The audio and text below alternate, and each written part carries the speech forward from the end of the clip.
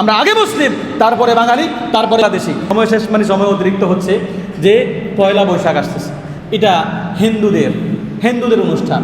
হিন্দুদের অনুষ্ঠানে কোনো মুসলিম যেতে পারে না। মুসলিমদের অনুষ্ঠান, আনন্দের অনুষ্ঠান হলো দুদিন, ঈদ উল ফিতর এবং ঈদ উল আযহা। এই ছাড়া কোনো আনন্দের দিন মুসলমানদের জন্য নাই। আগে ছিল জাহিলিয়াতের যুগে, সাহাবায়ে কেরাম যখন লাম্মা কদিবান নবী সাল্লাল্লাহু আলাইহি ওয়াসাল্লাম ফিল মদিনা, যখন মদিনায় আগমন করলেন, তখন সাহাবায়ে কেরামকে জিজ্ঞেস করলেন, মা হাদানিল ইয়াওমান, তোমরা যে আনন্দ উৎসব করতেছো এটা কিসের সময়?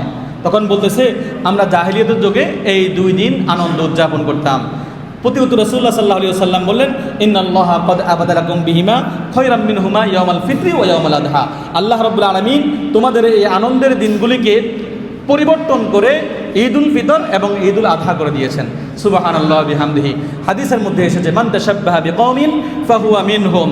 কোনো জাতির সাথে যদি আমাদের কৃষ্টি কালচার মিলে যায় তাহলে আমরা তাদের অন্তর্ভুক্ত হব।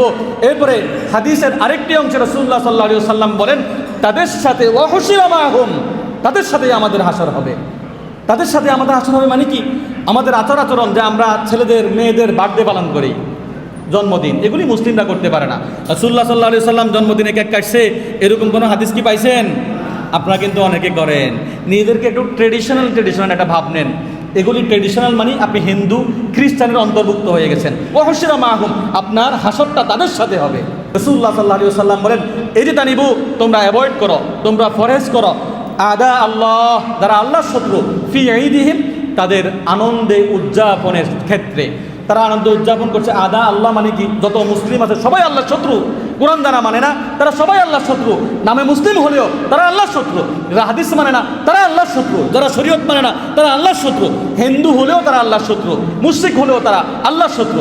আল্লাহর শত্রু পূজা করতেছে, তুমি সেখানে আনন্দ উদযাপন করছো।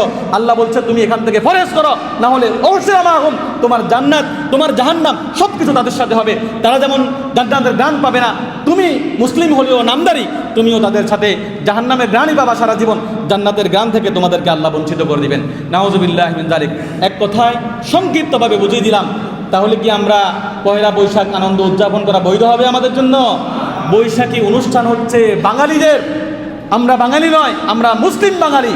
আমরা কি বাঙালি? আমরা বাংলাদেশি। আমরা কি? আমরা মুসলিম এবং বাঙালি বাংলাদেশি।